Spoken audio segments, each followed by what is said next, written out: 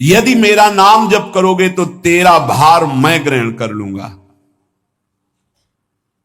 तुझे कुछ चिंता करने की जरूरत नहीं। ये अखिल लोक चूड़ामणि भगवान बोल रहे, तेरा भार मैं ग्रहण कर लूंगा। तू मेरा नाम जप कर, तू निश्चिंत हो जा, फिर तू देखेगा कि मैं तेरे लिए क्या करता हूं, तब जान पाएगा। तो निश्चिंत होकर नाम जप कर। तस्मान नामानि कौन्तेय भजस्व दृढ़ मानसः नाम युक्तः प्रियोष्माकं नाम युक्तो भवार्जुन। हे अर्जुन, तुम दृढ़ चित्त होकर के मेरा नाम जप करो। जो नाम जप करता है वो मेरा बहुत प्रिय हो जाता है। जो नाम से युक्त हो जाता है मैं उसे बहुत प्यार करता हूं। पीछे पीछे भगवान डोलते हैं। जहां मेरा भक्त चरण रखे वहां रखूं मैं हाथ, पीछे पीछे मैं फिरूं कभी न छाड़ू साथ। हर समय हमारे आसपास हमारे आराध्य देव रहते। ये सिद्ध बात है। नाम वाणी जहां श्याम श्यामा तहां। यदि नाम चल रहा है, वाणी का गायन हो, श्याम श्यामा विराजमान है। गाते रहिए, नेत्र ठीक हो जाएंगे, हृदय के नेत्र खुलेंगे तो आप देख पाएंगे हर समय श्यामा श्याम आपके समीप हैं। ओ नाम जापक, तू भय मत कर, क्योंकि भय को भी भयभीत करने वाला महाभीषण मैं हूं। भयंकरों का भी भयंकर मैं हूं। और तू मेरा नाम जपता है तो तुझे कौन भय प्रदान कर सकता है। 5 वर्ष के बालक हैं प्रहलाद जी महाराज। हिरण्यकश्यप त्रिभुवन का स्वामी है, समस्त शक्तियों का स्वामी है। हर उपाय कर लिया लेकिन कहीं खरोच नहीं लगा पाया प्रहलाद जी के तन में। भीषणों का भी भीषण मैं हूं, तू डर मत, ये विश्वास करो। श्री भगवान की महिमा पर विश्वास करो। शरीर तो छूटेगा ही, आज नहीं तो कल छूटेगा, लेकिन विश्वास दृढ़ हो गया, भगवान का आश्रय दृढ़ हो गया तो हमारा परम मंगल हो जाएगा। सब विपत्तियों का नाश करने वाला मैं हूं। हरि स्मृति सर्व विपद विमोक्षणा। चाहे जितनी बड़ी विपत्ति हो मेरा स्मरण कर, मैं विपत्ति का नाश करता हूं। नाम जप कर। जो मेरा नाम जप करता है, मेरी शरण में है, उसका काल भी कुछ नहीं बिगाड़ सकता। उसे मैं अभयदान करता हूं। ये मेरा व्रत है। बस तुझे एक बात समझनी है, ध्यान से सुन लो। चाहे आकाश टूटकर गिर जाए, चाहे पृथ्वी फट जाए, चाहे प्रलयाग्नि उठे, चाहे कोटि वज्रपात होने लगे, समस्त ब्रह्मांडों को जल डुबो दे, पर तू डरना नहीं। मेरा नाम जप करना, फिर देखना, तू देखेगा कि मैं तुझे अपनी छाती से लगाए हुए हूं। पक्का पक्का ऐसा ही। ये बात भूलना मत मेरी। तू कभी भयभीत मत हो रहा। मेरा नाम मैं ही हूं। नाम जप रहे हो तो मैं तुम्हें छाती से लगाए हूं। देखो, अगर आप भगवान का नाम जप कर रहे हैं, भगवद आश्रित हैं, तो आप गौर से देखना। यदि आश्रय पक्का है, पूरे जीवन की बात, कई बार ऐसा अनुभव हुआ कि यदि ये सेकंड में भगवान सहायता ना करते तो जीवन की बाजी ही नष्ट हो जाती। कदम कदम पे देखा, और ठीक मौके पर ऐसा आश्चर्य में चमत्कार, ओहो भगवान ने बचा लिया, ये देखो भगवान ने बचा लिया, ये देखो भगवान ने ऐसा किया। ये संसार मेरा रचा हुआ एक माया का स्वप्न है। तू देखकर डर मत और ललचा मत, ये झूठा है। भगवान कह रहे हैं ललचा मत, ये झूठा है, माया के द्वारा रचित। मामा ने नहीं, यामा ने जो है नहीं पर दिखाई दे रहा है, जो है उसे नहीं दिखाना, ये माया का कार्य है। सत्य सत्य सत्य केवल मेरा नाम है। नाम जप कर, मेरा नाम ले। इस माया की सामग्री और वस्तुओं की बात क्या, मैं तुझे मिल जाऊंगा। मायापति भगवान कह रहे, नामानंद सागर में तुझे डुबो दूंगा। मेरे सिवा जगत में जो कुछ दिखाई दे रहा है ये नहीं है, मैं ही हूं। मैं पूर्ण का पूर्ण हूं, मैं ब्रह्म की प्रतिष्ठा हूं, मैं शांति की शांति हूं, मैं आकाश को भी अवकाश देता हूं। जिस समय तू मेरा नाम लेकर आंखों से आंसू बहाते हुए पुकारेगा, तेरे अंदर आनंद का समुद्र उफनाएगा और मैं तुझे छाती से लगाए होऊंगा। अनुभव होता है प्रभु का। ब्रह्मांडानि विनश्यन्ति देवा इंद्रादयस्तथा कल्याण भक्ति युक्तश्च मद भक्तो न प्रणश्यति। चाहे प्रलयाग्नि आ जाए तो संपूर्ण ब्रह्मांडों का विनाश हो जाएगा, इंद्रादि देवतागण भी नष्ट हो जाएंगे, पर मेरे भक्त का त्रिकाल में कभी नाश नहीं होता। मद भक्तो न प्रणश्यति, गीता जी में कहा है, नामे भक्ता प्रणश्यति, मेरे भक्त का नाश नहीं। मान लीजिए, जान जाओगे, निहाल हो जाओगे। सत्व शुद्धिकरम नामो ज्ञान प्रदम स्मृतम मुमुक्षूणाम मुक्ति प्रदम कामिनाम सर्व कामदम। नाम बहुत जल्दी अंतःकरण को शुद्ध कर देता है। नाम विशुद्ध ब्रह्मबोध करा देता है। नाम मोक्ष प्रदान कर देता है। फिर यदि नाम जपने वाला संसार की कामना करे तो यह कौन सी बड़ी बात है कि इसके पूर्ण होने में बाधा हो जाएगी। पर उतना नाम जप कीजिए, पहले पापों का नाश होने दीजिए। जो नाम जप कर रहा है उससे बड़ा तीर्थ कोई नहीं। नाम जप कर रहे हो, हाँ आपका मन है तो चले जाइए कहीं स्नान करने, कहीं अवगाहन करने, कहीं जाने की जरूरत नहीं। परम तीर्थ का अवगाहन कर रहे हो। जब नाम जापक गंगा जी का स्पर्श करता है तो गंगा जी सबके पापों का नाश करती हूं। नाम जापक के स्पर्श से गंगा जी निष्पाप होती है। नाम सबसे बड़ा धर्म क्षेत्र है, अर्थात सबसे बड़ा धर्म कर रहे हैं यदि आप नाम जप कर रहे हैं।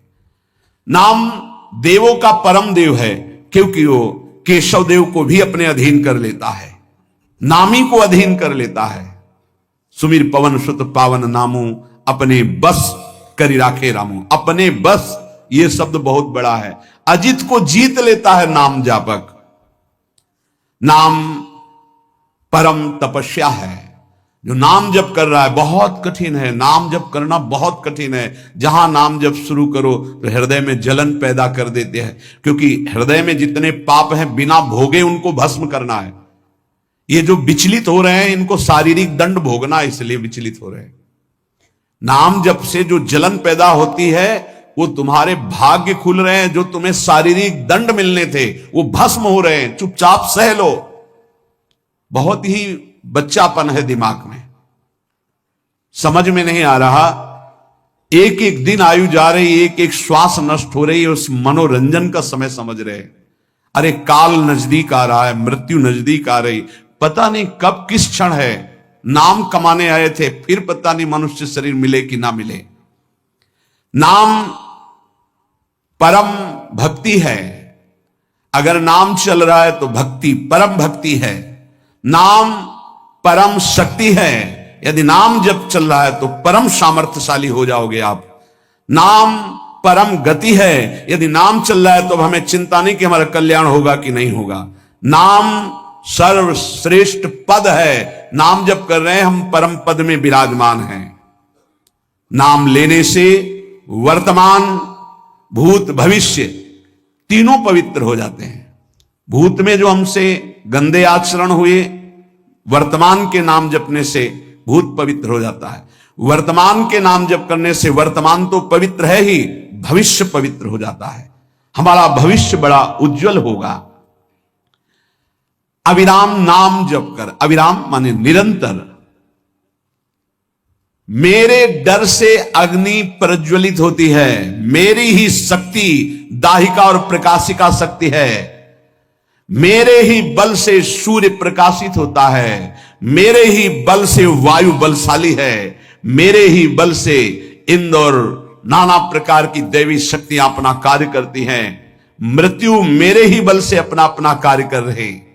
मेरा शरणागत, मेरा नाम जापक, कोई भी त्रिभुवन की शक्ति उसे परास्त करना चाहे ऐसा कभी नहीं हो सकता। देखो कितना बड़ा बल नाम जापक के पास। अधिक क्या, नित्य देहधारी भक्त को भी मेरा सुदर्शन चक्र भी नहीं काट सकता।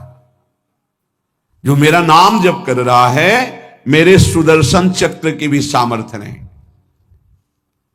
एक बार सत्संग में पीछे सुनाया था, देवर्षि नारद जी बड़े लीला बिहारी हैं। वो हर लीला भगवान की नाम महिमा, गुण महिमा, शरणागति की महिमा पुष्ट करने के लिए ही प्रकट करते हैं। वो भगवान का साक्षात स्वरूप है। प्रताप रुद्रेशा उस राजा का शायद नाम था। वो बड़ा प्रतापी चक्रवर्ती सम्राट पद पर भगवान रघुनाथ जी विराजमान थे। श्री राम जी, बड़े बड़े ब्रह्म ऋषि सब विराजमान, सभा लगी हुई थी। नारद जी बाहर मिल गए उनको और कहा, अंदर प्रभु के दर्शन करने जा रहे हो? नारद जी को प्रणाम किया। जी। तो वहां बहुत से ब्रह्म ऋषि बैठे हैं, सबको प्रणाम भी करोगे? हाँ जी, तो मर्यादा है संतों को प्रणाम। तो विश्वामित्र जी को भी प्रणाम करोगे? हाँ, क्यों, वो तो ब्रह्म ऋषि हैं। क्यों, ब्रह्म ऋषि कहाँ हैं? तो कौशिक वंश में प्रकट हुए, क्षत्रिय कुल में। उनका नहीं, तपस्या से तो ब्रह्म पद प्राप्त किया है उन्होंने। हाँ, पर मूल में तो नहीं। आपका उद्देश्य क्या है? बस ऐसे कर लेना, माथा मत रखना। देवर्षि नारद जी कहे, सब ऋषियों के माथा रखना। गए भगवान के दरबार में, भगवान को नमन किया, सब ऋषियों के चरणों में मस्तक रखा और विश्वामित्र जी के सामने जाके ऐसे करके ध्यान भी नहीं दिया। सभा जब पूर्ण हुई, विश्वामित्र जी के पास नारद जी बैठे, बोले, आपने कुछ देखा भगवान? विश्वामित्र जी ने कहा, क्या? वो प्रताप रुद्र को? नहीं, क्या बात क्या? सबको तो माथा रख के प्रणाम किया, आपको ऐसे किया, आपने देखा नहीं? हाँ, ऐसे तो किया, ये तो देखा, हमारा ध्यान नहीं गया, इस पे कोई विशेष बात है? बोले, हाँ, वो कह रहे थे कि मूल में तो क्षत्रिय ही है ना, ब्रह्म ऋषि तो बाद में तपस्या से, उसकी इतनी हिम्मत, मतलब एकदम अग्नि पर ज्वलित कर दी। हमारा दंड तो मिलना ही चाहिए। देवर्षिनाथ, आप जैसे ब्रह्म ऋषि के साथ ऐसा उसको उधर सिखाया था और इधर ऐसे आवेश में खड़े हुए कहा, रघुनाथ, आपके दरबार में हमारा अपमान हुआ। भगवान, आपका अपमान कौन? प्रताप। वो जब चले गए, आपका आदेश क्या है? शाम तक उसका मस्तक हमारे चरणों में होना चाहिए। उनका प्रभु आपके सामने सत्य वचन कहता हूं, अगर सूर्यास्त होते होते मैं उसका मस्तक आपके चरणों में न डाल दूं, मैं रघुवंशी नहीं। आप शांत होइए। नारद जी ने बात पक्की। गए, अब वो आराम से अपने राज महल में सब बोले, खा ले, मारा जाएगा शाम तक। अभी भगवान ने संकल्प कर लिया कि शाम तक तुम्हारा गला काट के विश्वामित्र जी के होगा, महाराज आपने हमको फंसा दिया, हम तो साष्टांग लौट जाते। आप पहले तो कहा था कि केवल हाथ जोड़ देना। बोले, हम ये थोड़ी समझते थे समस्या फंस जाएगी, अब तो समस्या फंस गई। प्रभु अब बचाए, कैसे बचे? रघुनाथ जी ने कहा, मैं रघुवंशी नहीं, यदि उनके सत्य वचन होते हैं, भगवान कभी मिथ्या वचन नहीं बोले, मारे जाओगे। प्रभु बचा लो। एक उपाय है, महाभागवत हनुमान जी बचा सकते हैं। उनका राम जी का विरोध हनुमान जी कैसे कर सकते हैं? बोले, अब जो कह रहे हैं, तो हमारी पहुंच तो है नहीं कि हनुमान जी से हम संभाषण कर सके इस विषय में। बोले, हनुमान जी को अगर कोई आज्ञा कर सकता है राम जी के अलावा, तो माता अंजनी कर सकती है। चलो हम तुम्हें मिलाते हैं। अंजनी माता जी से मिला, साष्टांग दंडवत रोते हुए, मां रक्षा करो, बड़ी करुणा में। कहा कि बताओ क्या तुम्हें समस्या है? बोले, मां त्रिभुवन में केवल आप ही जो हमारी रक्षा कर सकती हो। बोलो, एक राजा है जो मुझे मारना चाहता है, आप बचा सकती हो मुझे? राजा मारना चाहता है? मेरा पुत्र महाबली महाभागवत हनुमान है, मैं आज्ञा करूंगी, कभी मेरी आज्ञा को उल्लंघन नहीं करेगा। जाओ, मैं तुम्हारी रक्षा का व्रत लेती हूं। नारद जी मन में सोचे, काम बन गया, हमारा काम बन गया, क्योंकि अब प्रकाश होगा भगवान के नाम का। हनुमान जी महाराज आए, बेटा आज्ञा कीजिए मां, मैंने इसकी रक्षा का व्रत लिया है, अभी तक ही नहीं पूछा था राजा कौन है मारने वाला, और मैंने कह दिया है ऐसा ऐसा। मां आपकी आज्ञा सिरोधार, त्रिभुवन में कोई ऐसा पैदा ही नहीं हुआ कि मेरी मां रक्षा का व्रत ले और उसे वो मार दे। कौन राजा है? तो हाथ जोड़कर कहा कि भगवान श्री राम। हनुमान जी एकदम सन्न रह गए, ये क्या, स्वामी से ही कहा मां आपने कौन सा व्रत ले लिया रक्षा का, मेरे प्रभु के खिलाफ मैं कैसे हो सकता हूं?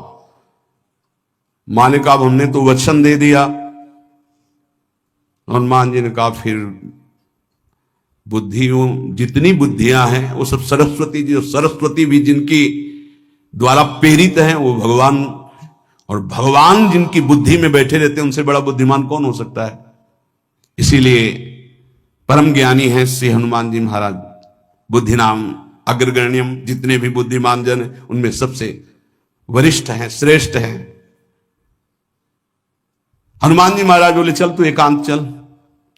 एकांत में ले गए और बैठ, थोड़ा ही समय रह गया संध्या का, अब तेरी श्वास में जहां भी रुकेगा नाम वहीं तेरा गला कटा, बिल्कुल पक्का। बस सीताराम सीताराम सीताराम, ये क्रम न टूटने पावे, तो ऐसा शुरू कर। अगर तेरे नाम में त्रुटि हुई, अंतराय पड़ा, उसी समय भगवान का अमोघ बाण काट सकता है, अन्यथा नहीं। तू चिंता मत कर, बैठ जा। अब वो बैठ गए, सीताराम सीताराम सीता। हनुमान जी महाराज करताल उठाए, आसपास नृत्य कर रहे। भगवान ने अमोघ बाण संधान किया, वो बाण आया और हनुमान जी जहां घूम रहे थे ऐसे परिक्रमा की वापस चला गया। भगवान ने कहा आज तक ऐसा नहीं हुआ, अमोघ बाण मोघ कैसे हो गया, लक्ष्य को बेधे बिना वापस कैसे आ गया। दूसरा बाण भगवान ने संधान नहीं किया। है क्या, कौन है त्रिभुवन में ऐसा जिसको बाण बिना बेधे वापस चला गया। लक्ष्मण जी से कहा कि जहां प्रताप रुद्र वहां तुरंत जाइए और देखिए बात क्या है, उसके गले को क्यों नहीं अमोघ बाण ने छेदन किया। गए, सर्वज्ञ हैं। वहां जो स्थिति देखी तो हनुमान जी की आंखों में अश्रु चल रहे थे, नाम संकीर्तन घूम घूम के, और वो आंख मूंदे बस सीताराम सीताराम। परम प्रेमी लक्ष्मण जी भी तालियां बजाकर शुरू कर दिया, सीताराम सीताराम। राम जी ने विचार किया कि बाण तो वापस आ गया, लक्ष्मण जी वापस ही नहीं आए, सूचना ही नहीं। और विश्वामित्र जी कह रहे हैं तो आपने प्रण लिया था कि संध्या होते होते। भगवान ने कहा कि आप धैर्य धारण कीजिए गुरुदेव, मैं स्वयं जाता हूं। जब कहा कि मैं स्वयं जाता हूं तो बोले मैं भी स्वयं चलूंगा, देखूंगा तुम निर्णय क्या करते हो। पूरी ब्रह्म ऋषियों की समाज साथ में, नारद जी बीड़ा लिए आगे कि प्रभु हम भी देखेंगे, और सब कुछ रचा इनका है, बड़ा विचित्र खेल है इनका। महाराज जे ही गए तो देखा वो सीताराम सीताराम सीताराम। हनुमान जी महाराज सीताराम सीताराम कीर्तन कर, लक्ष्मण जी कीर्तन। भगवान ने कहा अब समझ में आया, जिसके गले में नाम निरंतर चल रहा है मेरा अमोघ बाण भी छेदन नहीं कर, जो भगवान यहां कह रहे मेरा दिव्य सुदर्शन चक्र भी छेदन नहीं कर। भगवान ने कहा गुरुदेव आपने आज्ञा करी थी कि इसका शीश आना, आपने ये नहीं कहा था कि काट कर आना चाहिए, उसको रखो मस्तक। विश्वामित्र जी प्रसन्न हो गए और नारद जी ने कहा प्रभु इसमें न प्रताप रुद्र का दोष है न ब्रह्म ऋषि विश्वामित्र जी का, मैं ये दिखाना चाहता था कि आपके अमोघ अस्त्र से भी बढ़कर आपका नाम है। आपके अमोघ अस्त्र को कोई अगर, तो नाम आपका है। भगवान ने यहां जो कहा कि मेरा सुदर्शन चक्र भी उस गले को नहीं काट सकता जिससे नाम चलता है। विश्वास कीजिए, भगवान की ऐसी लीलाएं होती हैं जिनको माया ऐसे प्रस्तुत करती है कि आपको अविश्वास हो जाए, पर ऐसा नहीं, उसमें गूढ़ रहस्य होते हैं, भगवान के दिव्य विधान होते हैं। हम मायाकृत बुद्धि वाले उस विधानों को नहीं समझते। नाम जापक एक अमोघ शक्ति वाला हो जाता है। आप अभी 4 दिन नाम जप किए, विपत्ति पापाचरण के कारण कोई प्रेरित होकर आ गई, माया ने कोई नाटक रच दिया, आपकी श्रद्धा खत्म हो गई। अरे युद्ध है, कभी विपक्ष से भी बाण आकर शरीर को घायल करता है तो सूरवीर पीठ दिखा के थोड़ी भागता है। ऐसे ही भजन के मार्ग में उतरा जाता है। चाहे जितनी विपत्तियां आए, अब नाम नहीं छूटेगा तो विपत्तियों का कोई प्रभाव आप पर नहीं पड़ेगा। हरि स्मृति सर्व विपदि मोक्षम, भगवान व्यासदेव जी कह रहे हैं। और ये नाम में प्रियता तभी होती जब किसी नाम जापक संत का संग हो जाता है। बिना संत संग के भजन में रुचि हो ही नहीं सकती। कहीं भी किसी का अगर नाम चल रहा है संत संग से, जब वो नाम जापक स्वयं नाम का उपदेश करता है तो उपदेश के साथ एक शक्ति जाती है जिसे शक्तिपात कहते हैं। वो वचन से भी होता है, दृष्टि से भी होता है, स्पर्श से भी होता है और संकल्प से भी होता है। शक्ति जो नाम जप की है, नाम जापकों की शक्ति जब साधारण जीवों में जाती, ए तुम आज से नाम जप करो, तो क्या समझते हो? उसके साथ नाम जप की शक्ति जा रही उसके पास। दृष्टि से देख लिया, मन से संकल्प कर दिया, वचन से बोल दिया, तभी नाम जप प्रारंभ हुआ। नहीं, पापाचरण करने वाला राधा नहीं बोल सकता। विश्वास कीजिए, पापवंत कर सहज स्वभाव, भजन मोर ते भाव न गाओ। संत जन भगवान के पार्षद हैं, अहेतु की कृपालु हैं, वो कृपा करते हैं तब नाम जप शुरू होता है। एक पति पत्नी में बहुत आसक्ति थी परस्पर, नाम जप ये सब तो आसक्ति के कारण कहीं गुंजाइश ही नहीं थी। जैसे साधारण कामासक्त दंपति, ऐसे एक बार एक संत भगवान वहां से तो देखा कि परिवार में बिल्कुल अश्रद्धा है संतों के प्रति, ना भगवान का भजन न धर्म। तो सामर्थ्य भजन से जो जितना करता है, ऐसे उनको देवर्षि नारद जी मिल गए। तो नारद जी से कहा, परम कृपाल हो, ये दंपति इस घर में रहते हैं, बहुत आसक्त हैं, क्या इनकी परस्पर आसक्ति हट सकती है और भजन हो सकता है? बोले तो ऐसे हो जाएगा, चुटकी बजाते। बोले इतना आपस में प्रेम करते हैं कि उनका मन ही नहीं हटा सकते आप। बोले आप 2-4 दिन में फिर कभी आना तो देखना, ये साष्टांग दंडवत करके आपको प्रसाद पवाएंगे, ऐसी इनके अंदर भक्ति आ जाएगी। नारद जी गए, पति कहीं बाहर कार्य से गया था, पत्नी कहा कैसे आप संत भगवान कैसे आए? एक खास बात बताने आए हैं तुम्हें। क्या? ये जो तुम्हारा पति था ना, ये पूर्व जन्म का नमक बटोरने वाला नोनिया था। बोले नहीं प्रभु, ऐसा नहीं। बोले रात में जब सो रहा हो तो तुम उसकी त्वचा को चाट के देखना, बिल्कुल हमारी बात सत्य मिलेगी। तुम जो इतना प्यार कर रहे हो तुम्हारे काबिल नहीं। ऐसा कैसे हो सकता है? पक्का। कहां खेत है तुम्हारा? जहां पति गए, बता अमुक जगह। नारद जी गए, कैसे बाबा जी? बोले एक बात बताने आए, जिसको तुम पत्नी को बहुत प्यार करते हो ना, नागिन है पूजन। बोले आप कैसे कर? बोले हमें त्रिकालज्ञ, हम जानते हैं। बोले अगर परीक्षा करनी हो तो रात में सोने का नाटक करना, देखना जबान निकाल के आगे। देवर्षि नारद जी ने अब वो कि बाबा जी बोल गए थे कि तो रात में वो सोने का नाटक, डर भयानक उसके सता रहा था कि नागिन है पास में। अब वो जब चाटने होगा तो जो ही जवाब निकाले फिर समझ गए वो और चिल्ला पड़े वापस। बड़ा तो दृष्टांत सागर का है ये। तो अब रात तो बहुत विघ्नकारी हो गई, आपस का प्रेम एकदम खत्म। सुबह देवर्षि नारद जी आए, बोले ये तो हमने आपके साथ विनोद किया था, वस्तुतः ये नागिन नहीं है, वस्तुतः ये ऐसा नहीं। हमें समझाने आए कि तुम दोनों का प्रेम ये नाशवान है, आज नहीं तो कल नष्ट हो जाएगा। जीवन की सार्थकता भगवान नाम जपने में है, भगवत आराधना में। नारद जी की कृपा से उनके हृदय में भक्ति जागृत हुई। अगर हमें संत ना मिले तो सच्ची कहते हैं भगवान के चरणों में या नाम में प्रीति हो ही नहीं सकती। बस केवल इतना लगता है कि नाना प्रकार की भोग सामग्री जो हम भोग रहे हैं, ये किसी को यही नहीं लगता कि यहां से छोड़ के जाना है। दूसरे को फूंक के आ रहे हैं और स्वयं को ये पता नहीं कि यहां से छोड़ के जाना, यहां से कुछ नहीं ले जाना। शाश्वत शांति की खोज के लिए अनंत जन्मों से भटक रहे हैं, वो केवल श्री भगवान में मिलती है। जो उपासक उठते बैठते चलते फिरते खाते पीते नाम जप करता है, खाते पीते नाम ले, चलते बैठे सोए सदा पवित्र यह नाम है, सदा उजाला तोय। जो नाम जपने के लिए जरूरी नहीं है कि आप पद्मासन लगा के बैठे, आप आसन में बैठे, नहीं। गृहस्थी धर्म में आप खेत जा रहे हैं नाम जप करते हुए, आप एक एक फावड़ा चला रहे हैं नाम जप करते हुए, क्या चला जाएगा? बड़ी सामर्थ्य नाम में, एक अमोघ सामर्थ्य नाम में। आप विश्वास कीजिए, एक नाम भी व्यर्थ नहीं जाएगा। अश्रद्धा से भी नाम उच्चारण कर लिया, भारी पड़ेगा यमराज के हिसाब में। मान लीजिए ये माया का ऐसा प्रभाव है जो आपको भजन में नहीं लगने दे रही। इसका कार्य है आपकी श्वासों को व्यर्थ करना।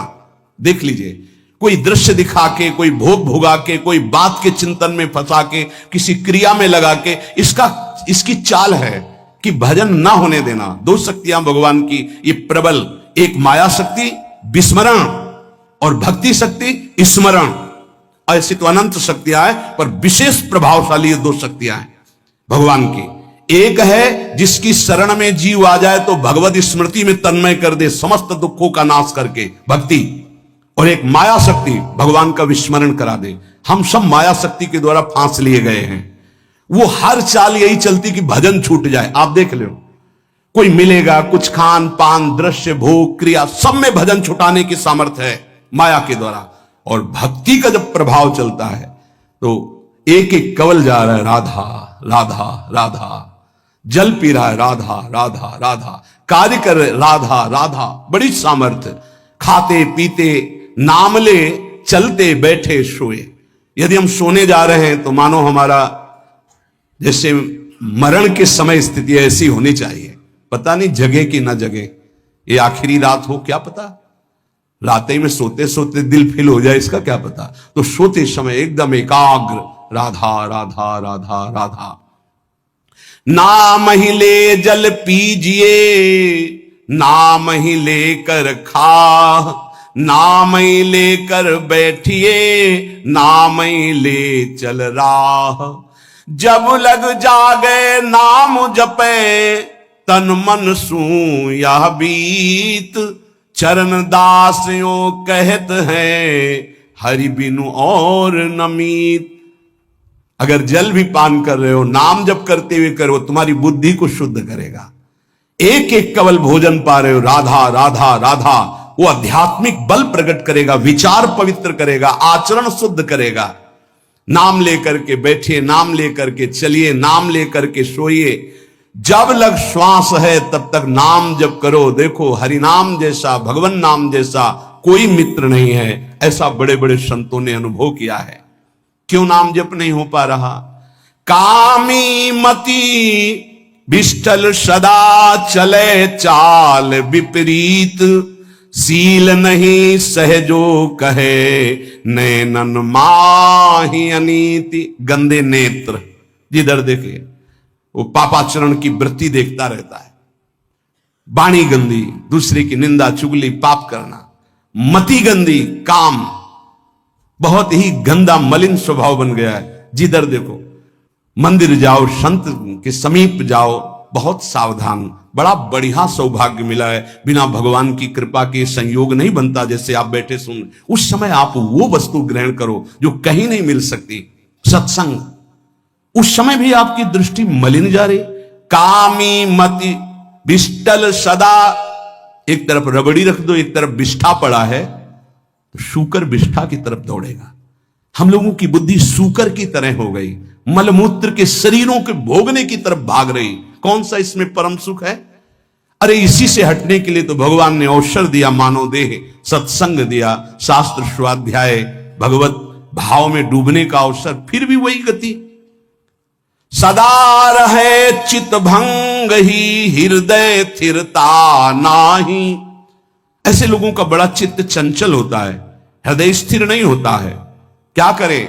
अगर ये भी नाम जप करने लगे तो सब शांत हो जाएगा, काम शांत हो जाएगा, मति पवित्र हो जाएगी। अगर हमारे हृदय में काम बसा रहा तो नाम नहीं चल पाएगा, नाम रुक जाएगा। हमें एक एक चीज पावन करनी इसी नाम से। वाणी, नेत्र, श्रवणेन्द्री, संपूर्ण शरीर, अंतःकरण, तब भगवत मिलन होता है। इसी शरीर को भगवान हृदय से लगाते, ध्यान रखना। जब भगवान प्रकट होते हैं तो ऐसा नहीं है कि वो भाव में केवल प्रकट होते हैं, जैसे हम आप देख रहे हैं, हम आप मिल रहे हैं, ऐसे भगवान अपने भक्तों को हृदय से लगाते हैं। सच्ची मानिए, वो यही हैं, हर समय पास हैं। जिस समय हमारी इंद्रियां पवित्र हो गई, शरीर पवित्र हो गया, हृदय पवित्र हो गया, भगवान करुणा करके प्रकाशित हो जाते, माया का पर्दा हटा देते हैं। बहुत ध्यान देने योग्य बात है। सच्ची मानिए, भगवान के मार्ग में चलने के लिए ये तो पक्का है, पक्का है, पक्का है। अपने को प्रभु के चरणों में समर्पित करके सुख दुख दोनों को समान भाव से सहने का विचार पक्का कर लो तो निकल जाओगे। अगर सुख के भोगी बने तो दुख में भाग जाओगे, टिकोगे नहीं इस मार्ग में, चाहे गृहस्थ हो चाहे विरक्त हो। शरीर को कितना दुलार करके तुम बचा लोगे? कितना? खा पी के खूब चर्बी शरीर में बढ़ रही है, नष्ट होने वाला है। एक घृणा करो इस वृत्ति से। अच्छे अच्छे पदार्थ खा खा कर शरीर को मोटा कर रहे हैं, अपने आप को उठने बैठने लायक नहीं रह रहा है शरीर। कहो व्यायाम करो, प्राणायाम करो, शरीर को कसो, शरीर स्वस्थ, चित्त स्वस्थ, साधन संयम परायण, अभी आनंद आ जाए। भोजन तो व्यायाम, वायु ले रहे हो तो प्राणायाम जरूरी है।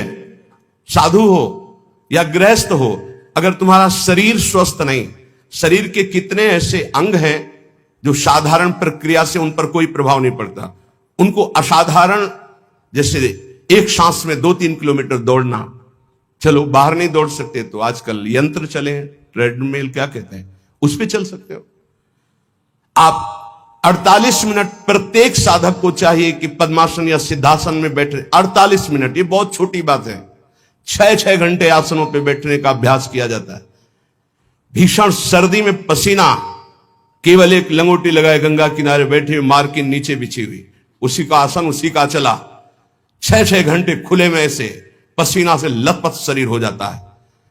90 प्राणायाम, साय मच जाती है दिमाग में, एकदम मंत्राकार वृत्ति। परमानंद की अनुभूति के लिए अध्यात्म चाहिए। शरीर का दुलार करने वाला कभी साधक नहीं होता। प्रायः कुछ ऐसे महा कृपा पात्र जन हैं जो शरीर को संयम में, इंद्रियों को संयम में रखने की विचारधारा करते हैं। नहीं तो आजकल हम सुविधा को अपनी भक्ति का फल मानने लगे हैं। सही, हम आपसे हृदय की बात कहते हैं, भले बुरा लगे। ये सुविधा भगवान की प्राप्ति में बड़ी दुविधा है। जब तक भगवत प्राप्ति न हो जाए तब तक सुविधा का भोग न करें। हम धन्य घड़ी वो मानते हैं जब हमारा जीवन असुविधा में व्यतीत हुआ है। 20 वर्ष हम धन्यवाद प्रभु को करते हैं कि वो समय हमको दिया जो हम जानते नहीं थे कि वही सुख का साधन है, वही सुख का साधन है। हम नहीं समझ पाए थे, हम उससे समझ रहे थे, हमारी कसौटी कसी जा रही, लेकिन आज हमको समझ में आता है कि हमारा वरदान का समय वो था। असुविधा साधक को ऊंचाई पर चढ़ाती है और सुविधा साधक को रोक देती है। ये पकड़ लेना। जिसकी वृत्ति भगवदाकार हो गई, महलों में रहे चाहे झोपड़ी में, कोई फर्क नहीं पड़ता। लेकिन ये स्थिति प्राप्त करने के लिए असुविधा चाहिए, तो उतना ही सुविधा का भोग करे, शरीर के दुलार में न फंसे, मान लिया जाए। नहीं तो आध्यात्मिक ऊंचाई पर चढ़ना कठिन हो जाता है। जो भगवत प्राप्त महात्मा जन हैं वो कह रहे हैं, बहुत जन्म व्यतीत हो गए इस शरीर से प्यार करते हुए, लेकिन सदगुरुदेव नहीं मिले, इसलिए तुम बाजी हारते गए। मन रे अब की बेर संहारो, जन्म अनेक दगा में खोए, बिना गुरु बाजी हारो। मन रे अब की बेर संहारो। बहुत से तुम्हारे जन्म हुए, मनुष्य जन्म, लेकिन सदगुरु नहीं मिले, इसलिए बाजी हार गए। अब की जीत जाओ, सदगुरु का वर्ण करके उनकी आज्ञा के अनुसार चल दो। बहुत कठिन है सदगुरु की आज्ञा पर चलना। हमारा मन अहंकार से प्रेरित होकर मनमानी आचरण करने के लिए बहुत राजी होता है, लेकिन गुरुमानी होकर मन को मारकर गुरु आज्ञा में रहना ये किसी विशेष भाग्यशाली उपासक के भाव होते हैं। बाल्यावस्था तो हमारी ऐसे चली गई कि पता ही नहीं चला खेल कूद में। बालापने ज्ञान नहीं तन में, जब जन्म्यो तब बारो, तरुणाई सुख बाम में खोयो, बाज्यो कूच नगारो। बाल्यावस्था कब चली गई पता नहीं चला, सोने में, खाने में, खेलने में। और जब जवानी आई तो बाम कहते हैं प्रतिकूल काम आकर्षण शरीरों में। ये ऐसा नशा चढ़ा काम का जवानी में, कुछ समझ में नहीं आया और जवानी निकल गई। तरुणाई सुख बाम में खोयो, डंके की चोट में काम ने तुम्हारी यौवन अवस्था को नष्ट कर दिया। गोस्वामी तुलसीदास जी कहते जौवन ज्वर के ही नहीं बलकावा, जवानी का बुखार किसको नहीं चढ़ा? तो कोई तो होगा जिसको नहीं चढ़ा। उसी को नहीं चढ़ा जो भगवान के चरणों में चित्त लगा दिया, नहीं तो जौवन ज्वर के ही नहीं बलकावा। बड़ी कृपा होती है साधकों पर जब असुविधा जवानी में होती है, पेट में अन्न ही नहीं है तो काम की वृत्ति ही नहीं जागृत होती। बस एक ही आग लगी हुई है, कैसे ब्रह्म साक्षात्कार हो जाए, इस प्रपंच का बाध करके कैसे स्वरूप में स्थित हो जाओ। वहां कोई गुंजाइश नहीं कुछ सोचने की, देखने की, बोलने की। अब यौवन अवस्था में काम सुख और बुढ़ापा अवस्था में, बाल्यावस्था से जवानी तक जो किया उसके संस्कार खत्म, मनुष्य जीवन खत्म। खलक सब रैन का सपना, समझ मन कोई नहीं अपना। कठिन है मोह की धारा, बहा सब जात संसारा। घड़ा जो नीर का फूटा, पत्र जो डार से टूटा। जो पत्ता डाल से टूट गया दोबारा नहीं लगेगा। कच्ची मिट्टी में पानी भरा गया, फैल गई, किसी काम की नहीं रही। ऐसे ही बुढ़ापा के बाद एक अवस्था थी मृत्यु, फिर मानव जीवन गया, फिर अन्य योनियों में भटकना पड़ा। तीन लोक और भुवन चतुर्दश, सब ही काल को चारो। पूरी रहो जगदीश गुरु तन, बासे रहो नियारो। कहे कबीर सुनो भय साधु, सब घट देखन हारो। जन्म अनेक दगा में खोए, बिनु गुरु बाजी हारो। मन रे अब की बेर संहारो। चाहे जितना तुम पुण्य करके चाहे जिस लोक में जाओ, तीनों लोकों तक काल का नगाड़ा बजता है। हर समय वो विनाश लीला करता रहता है। सब काल का चारा है, कोई नहीं बच सकता। जैसे हरिवंश प्रपंच बंच सब काल ब्याल को खायो, यह जिय जान श्याम श्यामापद कमल संगी सिरनायो। गुरुदेव ने जिसको स्वीकार किया और जगदीश का ज्ञान प्रदान कर दिया, कबीर साहब कहते हैं भाई सुनो, वही विजय प्राप्त कर लिया जो घट घट में सबको आराध्य देव माना। हर घट में हमारा आराध्य देव विराजमान है, वो जीवन मुक्त हो गया। इस शरीर का धारण करना मानव देह का यही सफलता है। नाम जप करते हुए सब में भगवत भाव करके अपने आप का उद्धार कर ले। समझो रे भाई, समझो रे, अरे हिया नहीं रहना, करना अंत पयाना।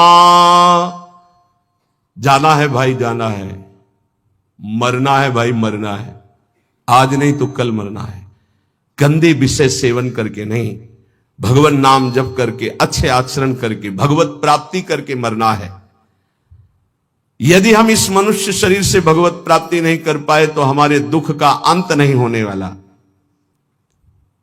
प्रेम भक्ति की रीति समझ कर हित सो राम रिझावे। गोविंद के कौतुक गुण लीलाता को ध्यान लगावे। सेवा सुमिरन बंदन अर्चन नौधा सो चित लावे। अब की अवसर भलो बनो है, बहुरी दाव कब पावे। भजन प्रताप उतरे भव सागर उर आनंद बढ़ावे, साधुन की संगति को साबुन लेकर ममता मैल बहावे। हे भाई, बिना प्रेम भक्ति के भगवान की प्राप्ति कठिन है।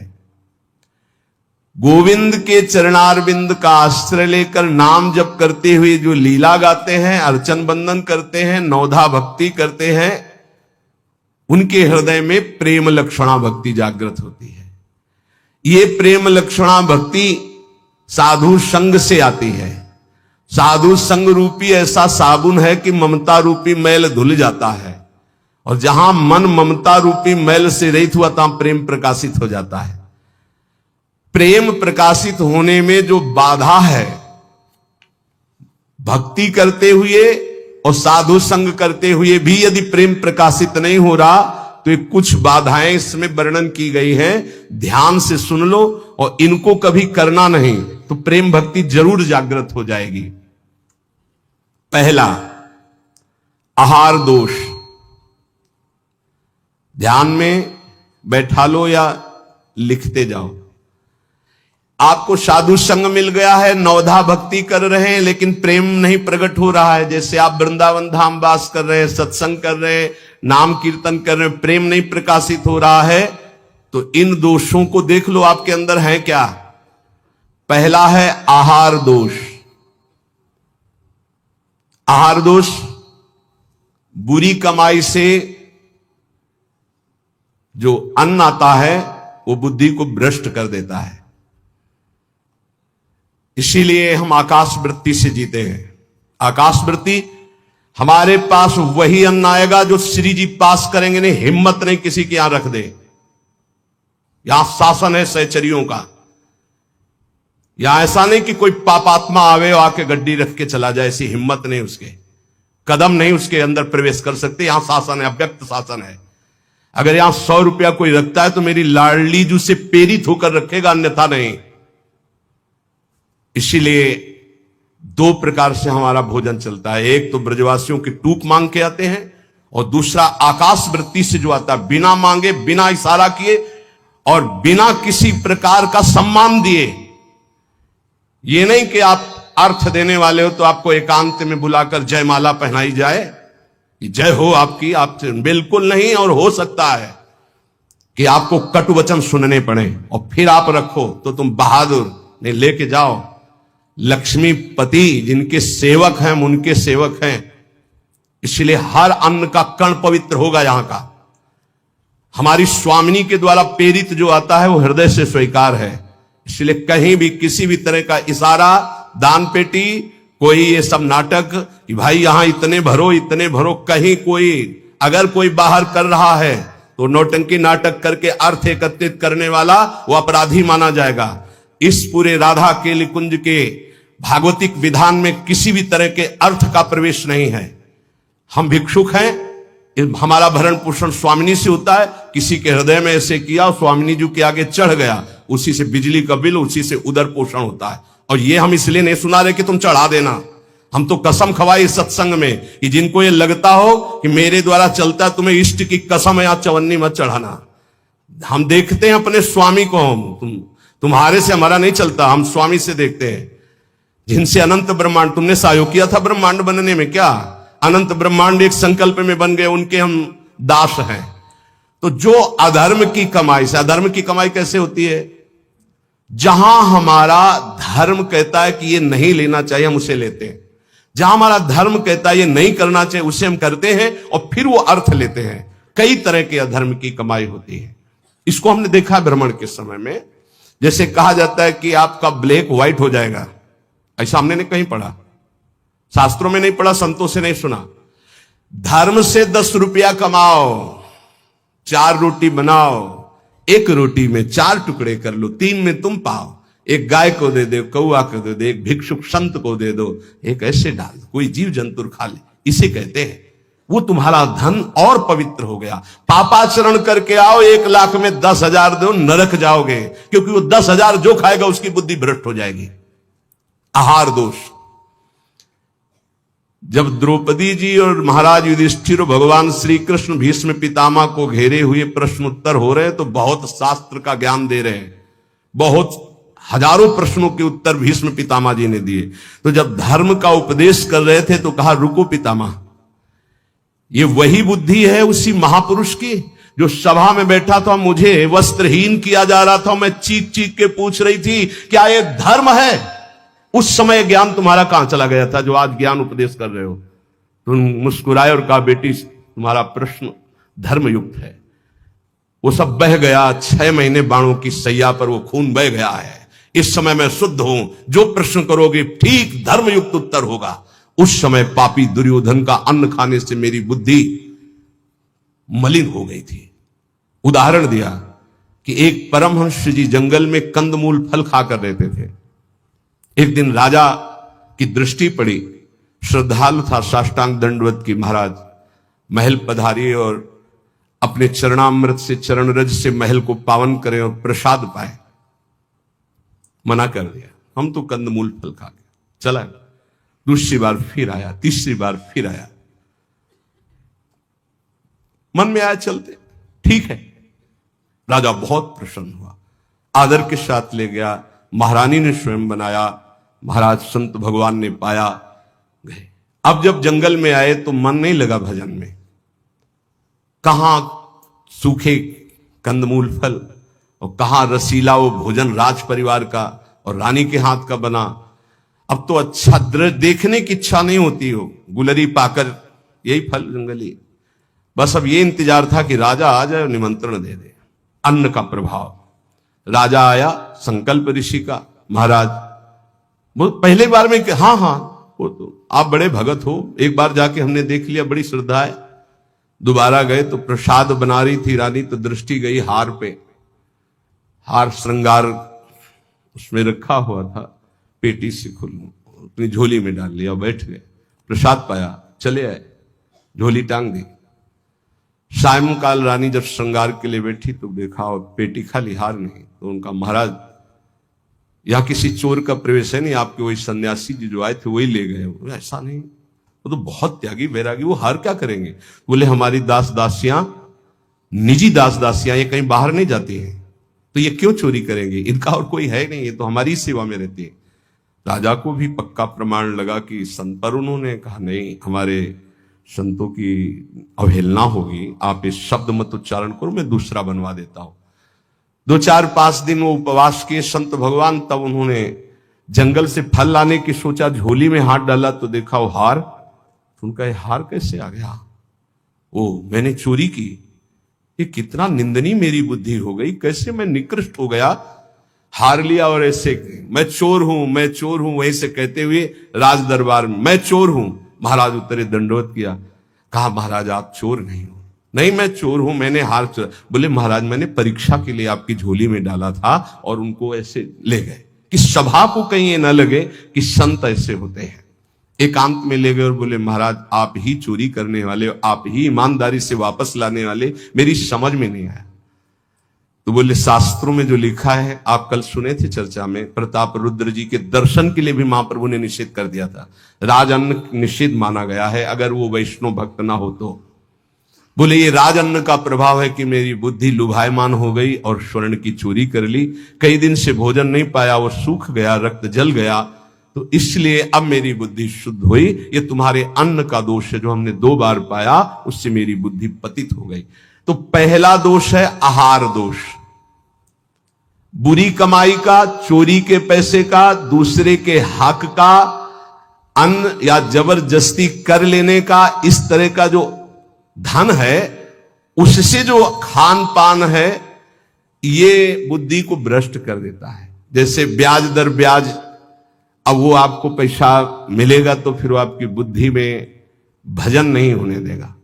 संकल्पित अन्न मिलेगा, कभी किसी का ऐसा दिया हुआ साधक को या गृहस्थ बट रहा है हलवा, भूखे मर रहे हो, ऐसे हाथ फैला दिया, तुम गृहस्थ हो, वृंदावन आए हो, एक दिन उपवास कर लो, थोड़ा सा कुछ लेकर पेट में डाल लो जो तुम्हारा धर्म की कमाई का, दूसरे का हलवा मत खाओ। मान लो हमारी बात, सारी बुद्धि नष्ट हो जाती है, सुकृत नष्ट हो जाते हैं। आहार दोष पहला, कई बार बताया, इस पर ध्यान दीजिए। सतोगुणी पवित्र अन्न भी यदि मात्रा से अधिक हो गया तो रजोगुण, उस मात्रा से अधिक हो गया तो तमोगुण पैदा कर देगा। अल्प मात्रा में पाइए। दूसरा, शरीर को स्वस्थ रखिए। शरीर को स्वस्थ रखने के लिए, ब्रह्मचर्य पुष्ट रखने के लिए परिश्रम युक्त सेवा अत्यंत आवश्यक है, जिसमें पसीना चुए। ये दिनचर्या आज की नहीं है जो आप देख रहे हो कि 1:30 बजे उठते हैं, तो ये आज की नहीं, ये जीवन की दिनचर्या है। सूर्य उदय होते होते परिक्रमा वृंदावन की हो जाती थी। अपनी रात्रि में उठे, 45 मिनट व्यायाम, 48 मिनट प्राणायाम, छड़ी उठाई, पूरे वृंदावन की परिक्रमा एक सांस में।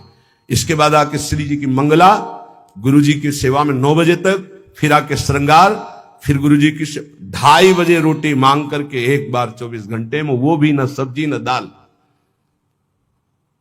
ऐसे थोड़ी भगवत मार्ग की निरंतर भगवदाकार वृत्ति प्राप्त की जाती है। अस्वस्थता ये भी बाधक है, जब तक वृत्ति भगवदाकार ना हो जाए। अगर भगवदाकार वृत्ति है तो कोई फर्क नहीं पड़ेगा। भगवदाकार वृत्ति नहीं है और आपको केवल ऐसे नकली वो करके अल्ट्रासाउंड ऐसे और आपको बता दिया जाए कि आपकी किडनी थोड़ा दोषयुक्त हो रही है, भजन करके दिखा देना, डिप्रेशन में पहुंचने लगोगे। पक्का समझना। शरीर स्वस्थ, चित्तवृत्ति प्रभु में लगा लोगे। शरीर अस्वस्थ है और चित्तवृत्ति भगवदाकार नहीं हुई तो इसी में कराओगे, पक्की बात समझ लो। और एक बार चित्तवृत्ति लग गई तो 2 किडनी की क्या बात, अगर 10-20 होती हो सब फेल हो जाती तो भी कोई फर्क नहीं पड़ता। पक्का मान लीजिए, पक्का मान लीजिए। इसीलिए संसारी पुरुषों को विश्वास नहीं होता कि क्या ऐसा भी हो सकता है, क्या ऐसा होता है। कर्तुम अकर्तुम अन्यथा कर्तुम सर्व समर्था सा ईश्वर। अभी क्या समझे हो तुम। अस्वस्थता से बचिए। प्रत्येक साधक से कहा व्यायाम करो, चाहे साधक हो चाहे साधिका। संयम से चलो। व्यायाम प्राणायाम अत्यंत आवश्यक है। ठीक है, आपकी दिनचर्या ऐसी तो समय निकालो, ऐसी दिनचर्या में समय निकालो कि आप व्यायाम कर सको, आप प्राणायाम कर सको। मान लो मेरी बात। आहार अल्प पवित्र आहार है, पक्का, इसमें कोई संशय नहीं, गुरु प्रदत्त आहार है। और अल्प आहार तो शतोगुणी बना रहेगा। दूसरा, व्यायाम प्राणायाम प्रत्येक साधक को करना चाहिए। यह हम महापुरुषों को देखें, अपने गुरुदेव को भी देखा है। क्योंकि आजीवन हमें संयम पूर्वक भजन मार्ग में बढ़ना है, तो ये दोनों बातें जरूरी। तीसरा, आलस्य का त्याग। आलस्य, वृंदावन रहते हुए भजन करते हुए भगवत मार्ग में आपके प्रेम क्यों नहीं प्रकट हो रहा, यह सिद्ध महापुरुष के द्वारा बताए हुए। पहला, आहार दोष। दूसरा, शरीर को स्वस्थ रखो, नहीं तो अस्वस्थता में भजन नहीं होता। किनका? साधक का। तीसरा, आलस्य। ये सबसे ज्यादा साधक को परेशान करता है। ये 3 बातें पहले क्यों लिखी गई, अभी और है। प्राय साधक को भोजन में स्वाद की बुद्धि रहती है। आलस्य को त्यागिए, नहीं तो प्रेम। काहे को इतना सोते हो? हम तो प्रभु से मनाते थे कि हमें नींद ना आए, प्रभु मेरी नींद खत्म हो जाए। वो आज उसकी कृपा का फल प्राप्त हो रहा है। हाँ, कि नींद नाम की चीज नहीं है यदि और कोई डिस्टर्ब भी नहीं, कोई परेशान भी नहीं है। ये बस अगर आप ठिकाने देखो, नींद को विश्राम जो इंद्रियों को मिलता है नींद में ना, वो संसार का चिंतन छोड़ने से। खास बात समझिए, 6 घंटे संसार का चिंतन छोड़ के बड़ा फ्रेश लगा, और 6 घंटे अगर भगवान के चिंतन में संसार को भूल गए तो कैसा लगेगा, सोचो। चौथा है प्रमाद।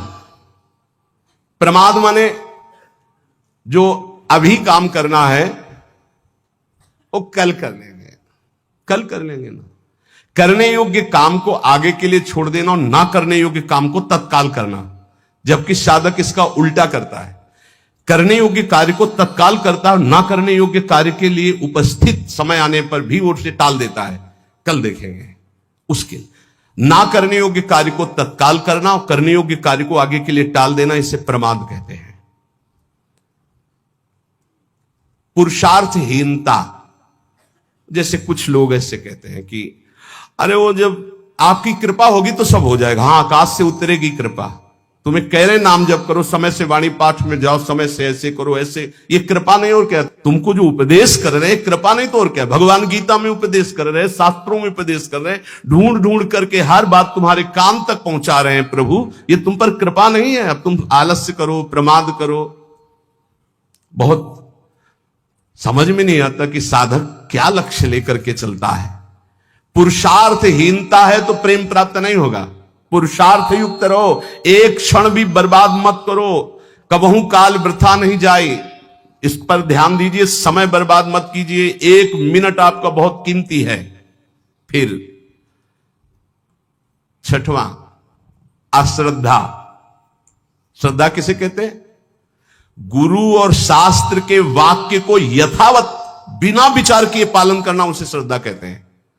इसके बिना सिद्धावस्था नहीं होती, इसके बिना परम शांति नहीं मिलती। श्रद्धावान लभते ज्ञानम तत्परा संहितेन्द्रिया ज्ञानम लब्ध्वा परम शांति मचिरेणादि गच्छति। श्रद्धावान ही ज्ञान को प्राप्त होता है, ज्ञानी ही अपनी इंद्रियों को संयम में रखता है, इंद्रियों को संयम में रखने वाला ही परम ज्ञान परम शांति को प्राप्त होता है। प्रथम हृदय श्रद्धा जो करे, सेवकवाणी, प्रथम हृदय श्रद्धा जो करे, आचार्यजन जाय अनुसरे जहां जहां हरिवंश के, तब बात बनती है। भवानी शंकरो बंदे श्रद्धा विश्वास रूपिणो याभ्याम बिना न पश्यन्ति सिद्धा स्वांता समय। कह रहे हैं ऐसा करो, बिल्कुल नहीं सुन रहे तो क्या है? अश्रद्धा। ये तुम्हें प्रेम प्राप्त नहीं होने देगी, ये भगवदानंद की अनुभूति नहीं होने देगी।